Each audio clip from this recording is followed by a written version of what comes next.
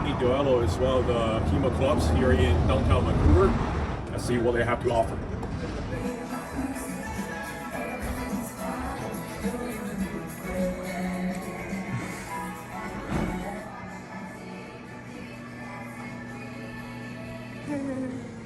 Yeah, nice.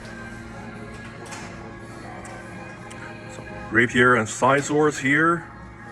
Nice big sparring floor here. Tatami stand. And here are the swords we have. Here we have the Albion Ringeck, the Angus Trim 16A4, and presumably 16A7. Hello, my name is Benjamin. I'm from Academie Duello in Vancouver, BC. I'm a scholar here at the Academy. I fight with longsword, rapiers, side swords, a whole bunch of cool stuff. And today we're going to do some cutting. There you go, nice. Good. It makes the little like whine. There you go, nice. There you go, nice. Work. Yeah, that little hip twist really gives it. Wow. Nice. There you go. Nice. All right, look at that penetration. Full snap. Nice, really good. Nice, really good. Really low.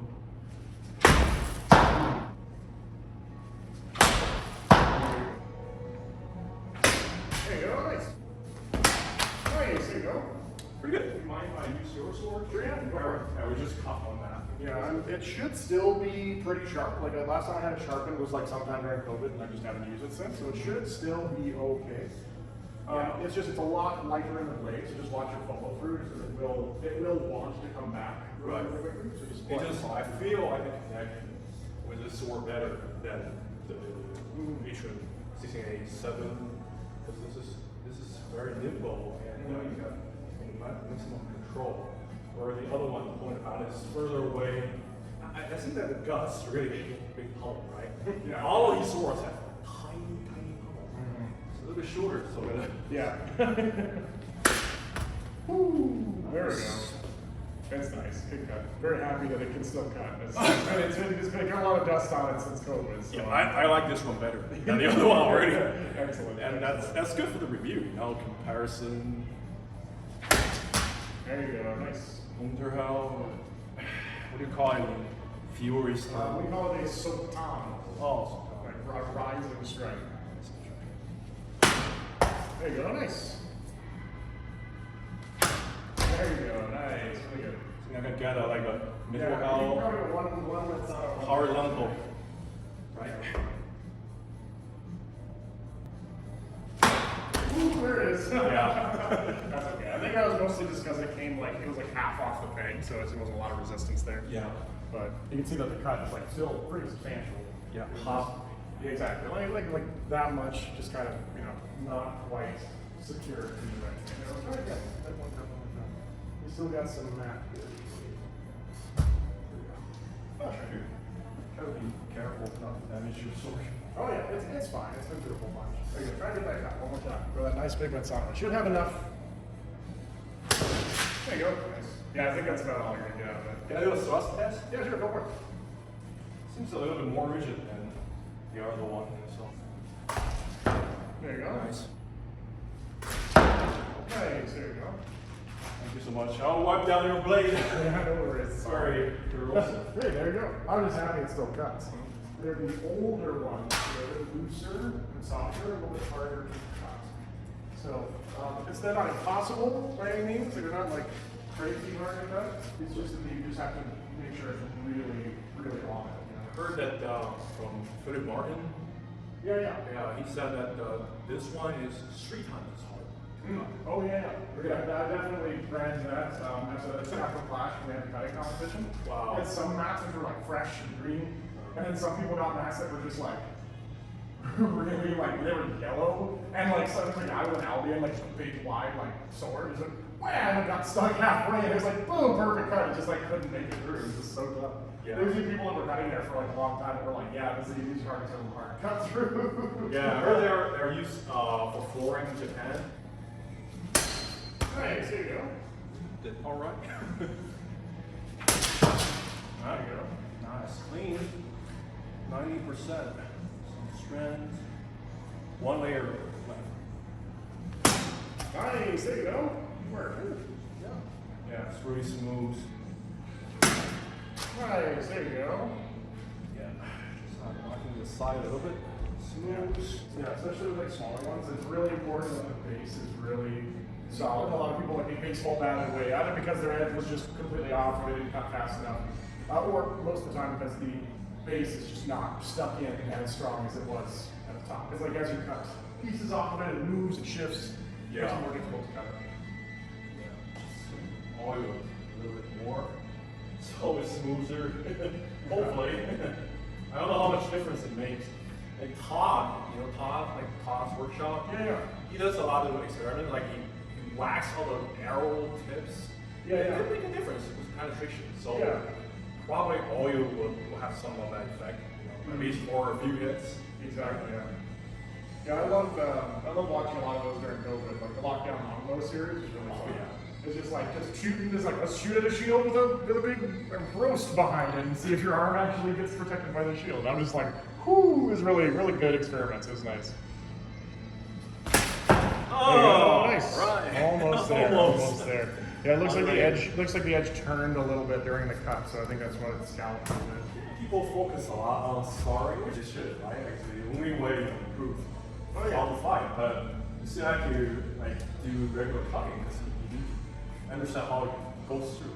Exactly. Yeah. Like cutting is an important thing to know. Like the body mechanics. You'll know you'll have good body mechanics and a good curriculum if a student who has never cut before but has done a bunch of lessons with dull swords can cut a tatami back in the first round.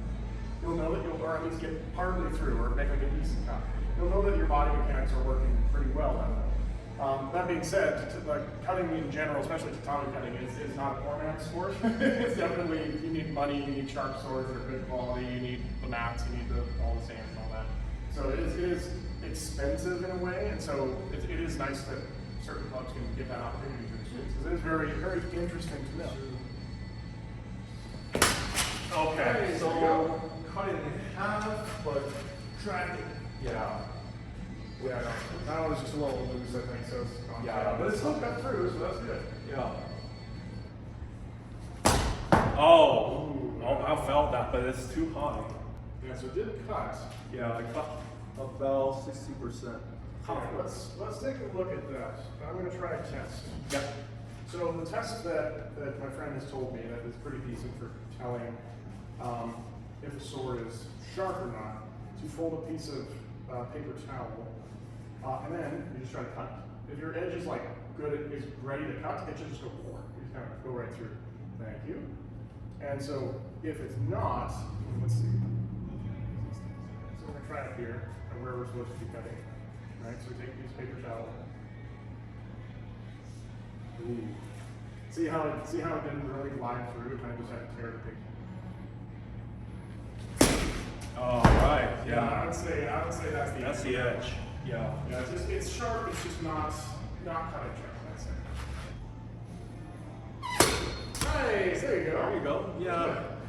Still, yeah, it's kind of wonky. Yeah, so that was a good cut, but you can see just because of the strings there. Yeah. It was mostly just because of brute force that it managed to find its way through.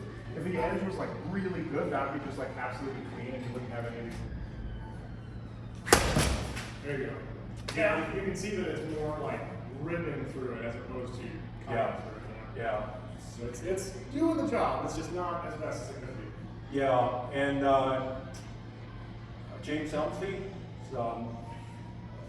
specialist in single-edged swords. Instead of type 15 sword like this, they're really rubbish cutters. Yeah.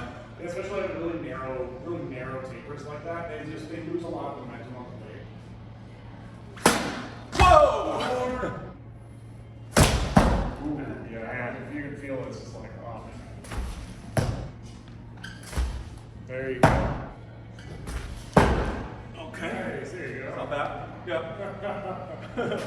So would you like to cut this out again? Let's try it. I don't know. Maybe. It's just the edge just gives me the heebie-jeebies, so I don't know. Yeah, I can see that. So, close. Full arm, right? Yes, that's our logo of our clip hand. Here we go. Whoa. Yeah. Good cut. Not fast enough.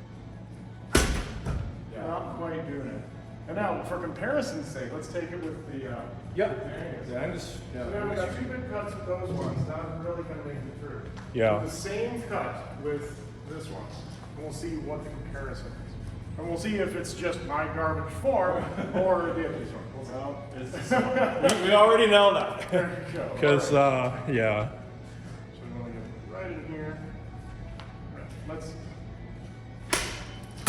There it is. Right. Then we can do.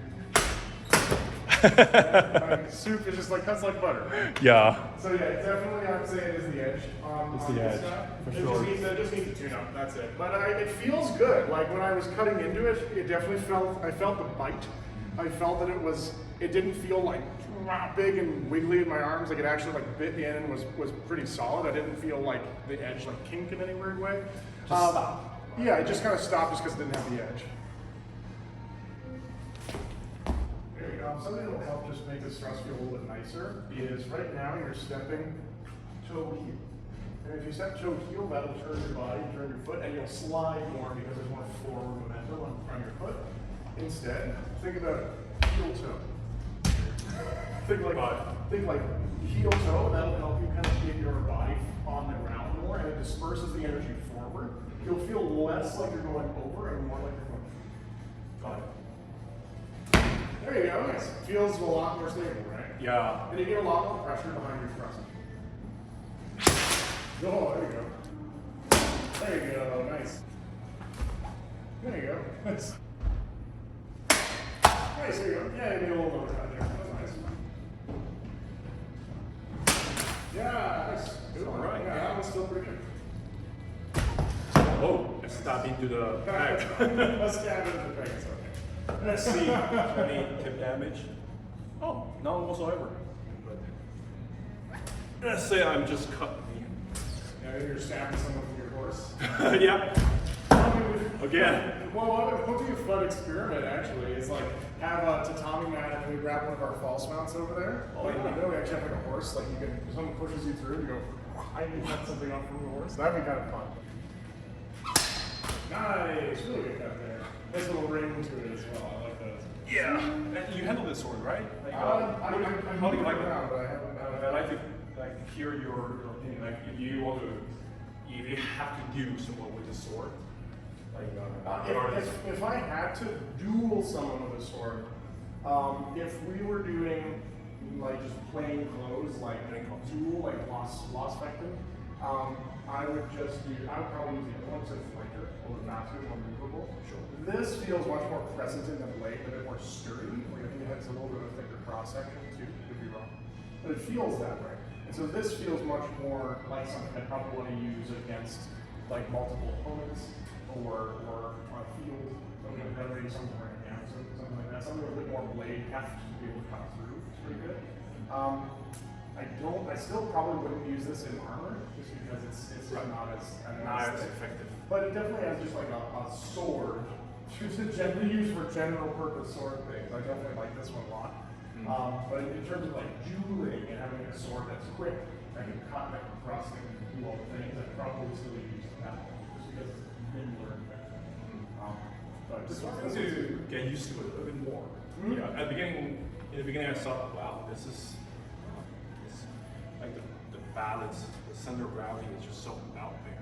Yeah, like this definitely doesn't feel out of balance. It definitely feels a bit more forward, like I can feel it in my main hand. But when you're manipulating that pommel, when you're making those thrusts, it actually feels very loud. Like once it starts moving, the momentum feels good in balance. So this still feels pretty good. Yeah, they got one of these models for some of the center cutting competition. Like if you only have this, like there's no advantage of your sword. A lower cutting sword. Right. Yeah. Yeah, So no, it should be like an okay sword. Totally. Yeah. But it's not a cheap sword. I definitely think that this one is probably with a really nice edge. It probably is an easier cutter than that one, because this one is a little bit more blade presence, a little bit more follow through on that cut. And if you have someone who's strong enough and dexterous enough to wheel this thing around, you can do a bunch of really awesome cuts. And it gives you a larger margin for error. Whereas this one, it's still good at cutting. It's just that it's more leaning towards your personal strength and skill and the way you handle the sword, as opposed to kind of like the sword being good at cutting. Right? Like it's still a really good cutter. Yeah, it's just that like this one gives you a little bit more room to make mistakes, whereas that one gives you a little bit less room to make mistakes. I was a little bit hesitant to judge it because they even have like a fun code for this model, like Angus Trim 16A4 fun code. They got like 30 people or something in there, and the last of the people are tournament winners. I don't want to. Yeah, totally. Yeah, no, it's a great cutting sword. Like it's and if you know how to move this thing around, like it'll chop mats up. I'm so bad at this.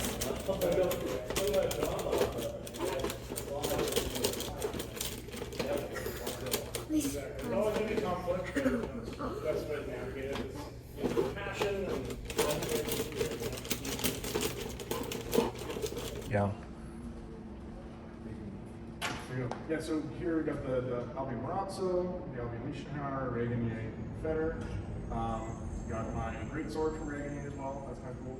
I also have a rapier from Darkwood Armory. Those are pretty good. It's kind of a cobble of a bunch of Darkwood Armory parts.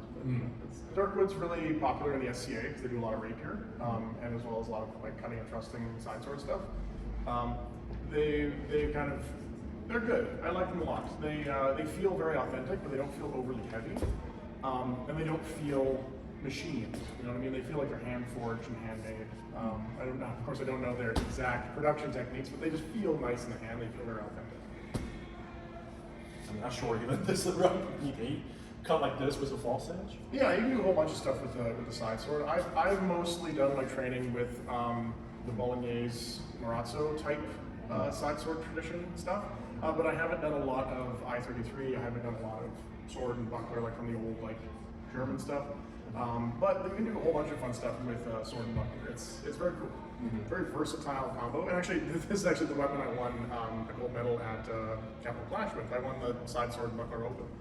Nice. Like right before COVID happened, and everything fell apart. And I'm just like, oh, it's been 2 years, man, that sucks. So, what's your opinion if you fight in the medieval period? Let's say between 1200 and 1300, and you have armed sword and the shield. Let's not talk about buckler, because buckler is it's like that, right? Yeah, bucklers were around, but they definitely have a diverse array of shields. Yeah, I'm trying to design the animation. You see that how they compare with side sword with buckler? Like you have an arming sword with like a heater. Yeah, side sword with heater shield. Unfortunately there's a lot of lacking evidence of like this is how the heater shield was used, kind of like in a manual. I'm sure surely there are some instances of it popping up, but they are retracted, right? Like you can't really hold it. Well, sometimes yeah. There are like if you take the I-33 stuff, which is buckler, it also has like kind of like Talhofer has like I'm pretty sure it's Talhofer that has like the really big wavy buckler, stuff like that. A lot of that is very similar to what you then see in like Capoferro for like rapier and rotella. Like you have like a big shield, and it's like a really big Captain America shield, and it's like held out like this, and they're using it with that nice straight arm. Yeah. And we actually run a summer camp here called Knights Camp, where we teach kids the knightly arts and how to be knights. It's really cool. Summer. Yeah, we do it like all summer from for ages 8 to 14, from like July through August, and they come and learn about 19 virtues. They learn about swordplay, martial arts, discipline, all that good stuff. They also do archery too, and at the end of the week they have a big grand tournament, right? And one of the first things that they do is they learn about coats of arms and heraldry and how to make their own coats of arms. And they actually have to make their own shield. Like if you saw the heater shields in the museum over there, they're pretty much the same size as that with their own coat of arms with the straps on the back. They actually fight with the sword and shield. And we essentially teach them a slightly modified version of the side sword and buckler techniques. Like, of course, you can't do everything because the heater shield's a little big, but for the most part, if you hold your shield out like so, you're able to defend all these different lines. It's in the center of your line. It's equidistant to all those areas of attack and defense. And we found that they're very similar, and they actually work pretty well the same way. And of course, if you have like a really big heater shield or a big kite shield, surely things change, and then you have to make different experiments based on that. But generally, I've found that one-handed sword stuff with a shield usually is about the same all the way from a buckler up to a rotella, with some slight differences. But Yeah. I'm just, for 15th century, combat, mid 15th century to late, I sometimes occasionally see people with shield. I'm just wondering, it's applicable to use, sidesword. It won't be out of place. Right? Exactly. It will look really similar because they work functionally the same way. And even when you compare I-33 to Renaissance Molyneux stuff, a lot of the shapes are very similar. And so surely fighting with a sword and shield hasn't changed that much between those two periods. Aside from the weapon design, the guard, where you put your finger. Like with a side sword, you have much more point control. Yep. Actually, let's compare this with the Ringeck. The Ringeck definitely feels a lot more point involved because of the linear profile taper here. If I switch to Lichtenau, yeah, I feel there's a little bit more, greater percentage of mass here. And a little bit heavier. You can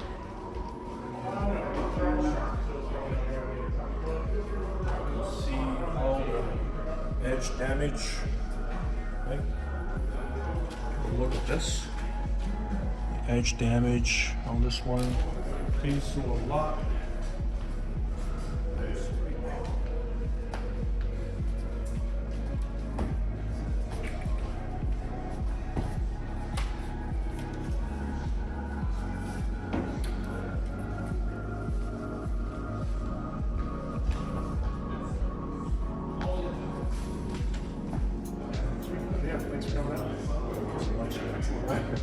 Awesome. All right. So I'll go get that set up. Okay. Thank you all for watching. The test cutting session at Academie Duello turned out to be a fantastic experience. During the 2 hours, I enjoy all the banter about historical European martial arts, swords and other weapons, and the community in general. Sword scholar Benjamin was very amicable and courteous to set up the venue, and the tatami mats for me helped me with the techniques during cutting, and let me handle his own variant of Angus Trim sword, so I could compare and contrast it with the Atrim sword I own.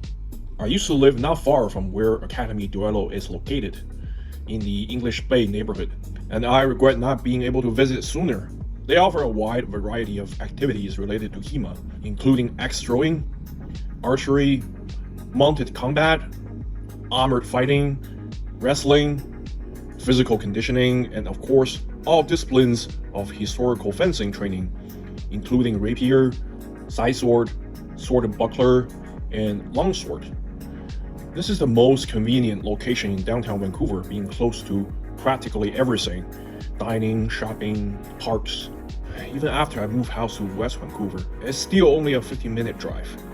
If you are interested in history, swords, or martial arts in general, definitely support Academie Duello by paying them a visit and signing up for some activities or courses, especially in these difficult times. Helping cultivate a community not yet considered mainstream is a must. By the way, the review for the Albion Ringeck and the Angus Trim Type 16A sword will be posted soon. Stay tuned.